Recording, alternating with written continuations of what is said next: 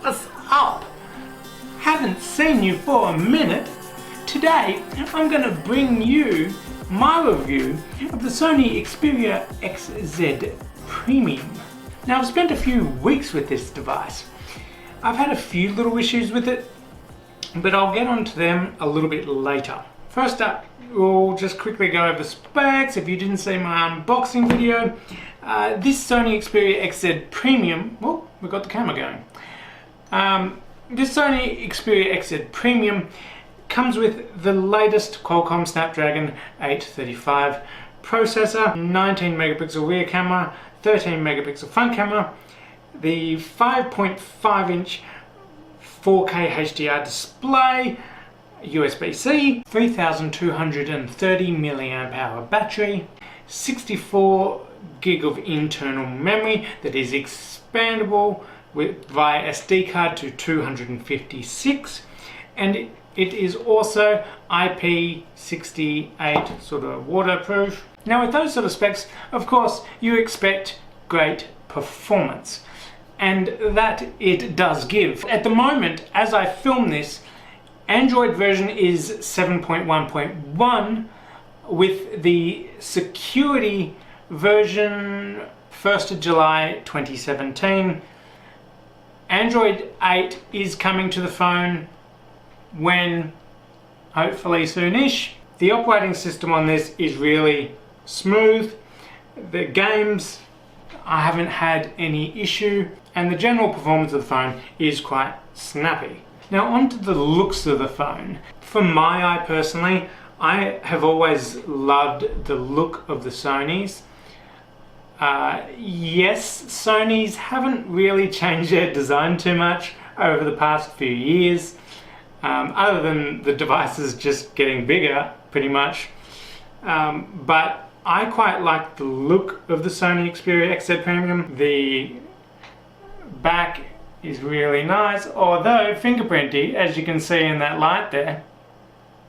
It is a fingerprint magnet.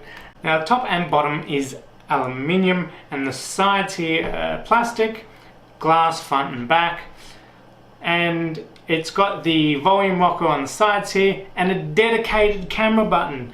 Dedicated camera button. Every phone should have this. Why doesn't every phone have this? It should be a thing, but it's not. Now, fingerprint sensor. The Sony fingerprint sensor is on the side of the phone there. It's an odd place to have a fingerprint sensor. Most have it in either the bottom or the back, and this has it on the side, pretty much where your thumb sits. I've found that the fingerprint sensor is very sensitive. It's a bit of a diva, you know, it wants what it wants, and if it doesn't get what it wants, it has a bit of a hissy fit, right? And so if your fingerprints are a little bit oily or sweaty or whatever, it goes, "Oh, not recognized, please try again." Now onto one of the big selling points on this phone, and that is the screen. And yes, you may notice that says 12:42 AM. That is not a lie, it is 12:42 AM. This is just what you do at 12:42 AM. You do a phone review. I love the screen. This is one of my favorite parts of this phone. This is the first phone to have a 4K HDR display. Yes, a lot of content out there isn't necessarily 4K, but I think more and more the world is coming to 4K. But yeah, probably the best screen I've used. And when it comes to being outside and this screen being on in the sun, it's actually quite bright. I find the viewing angle is quite good. Yeah, I don't really have any complaints at all about the screen. But to complement a good screen, you obviously need good speakers. And unfortunately, not every phone has speakers on the front, and not dual. However, the Sony has both of these, dual speakers and front facing. Unfortunately, however, I find for me the speakers do lack a bit of depth and do sound a little tinny, I guess you could say. If you're really into bassy music, then I would say you won't hear much bass. But if you're just watching YouTube videos and maybe some Netflix and things like that, they'll probably be okay for you. Also, while we're on the subject of sound, I might as well talk about these earbud headphone things that come in the box here with the phone. They're noise cancelling, and they're the type of earbuds you can interchange with the bigger and smaller little things. And I tried these out for a little bit, and I found these headphones do provide better sound than the speakers on the actual phone itself. So if you're really after some better sound quality, then I guess you can use the headphones. But even these headphones, I find they do lack a bit of bass still, but they have more depth to the sound than, let's say, the speakers on the Sony Xperia XZ Premium. And also you can take calls, and it's got a little button there and a mic and all that. Now, also on the subject of sound, we also have to talk about in-call volumes. I find the in-call volumes to be sufficient when on earpiece. However, the loudspeaker, while you're at home, while you're not having much background noise, the loudspeaker is sufficiently loud. If you're the type of person that goes around during the day and is just constantly on loudspeaker, well, cars are flying by in the middle of a cafe with music going and whatever, the loudspeaker just isn't loud enough for those kind of environments. I find it just lacks in volume there, which is weird because these front-facing speakers do get loud enough, in my opinion, but the loudspeaker in-call doesn't. Now, Sony are known for doing really good cameras, and with a spec sheet of a 19 megapixel rear camera and a 13 megapixel front camera, you would think the cameras on this phone are quite good. The other day, I went out to give the cameras a bit of a test, and I'll show you some of this footage now, but I didn't want to make the video too long. For those that are really into the camera side of things, I'll give you a more in-depth version of the camera and its video capabilities as well in a later video in the next week or so.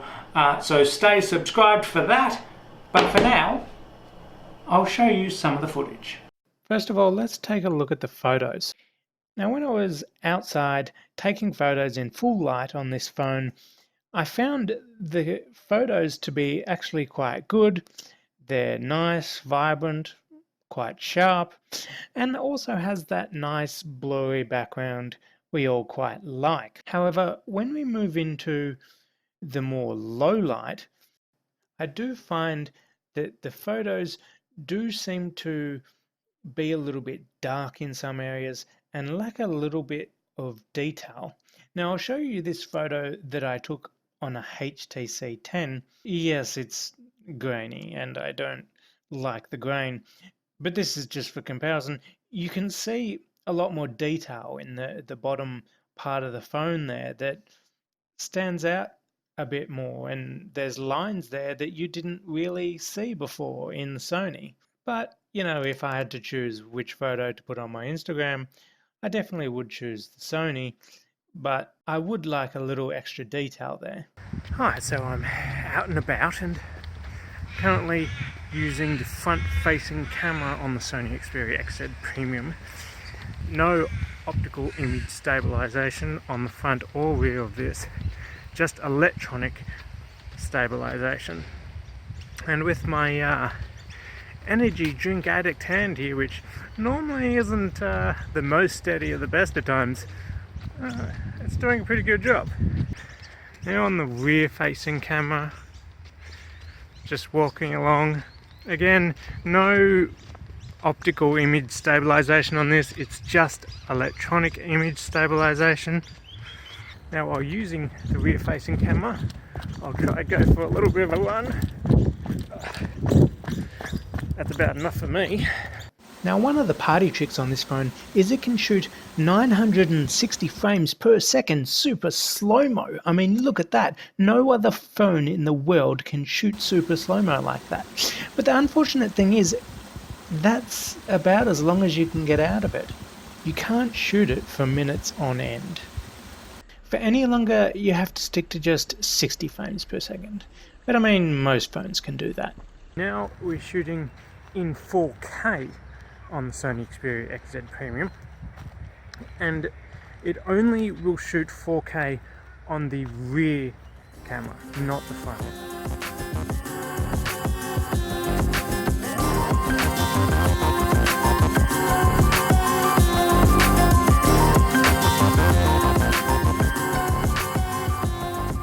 Like as I just said before, it is now 12:50 AM. As of 12:50 AM, see, I woke up at 9:30 AM, and I unplugged this at 9:30 AM, and right now it has 43% battery still at nearly 1 o'clock in the morning.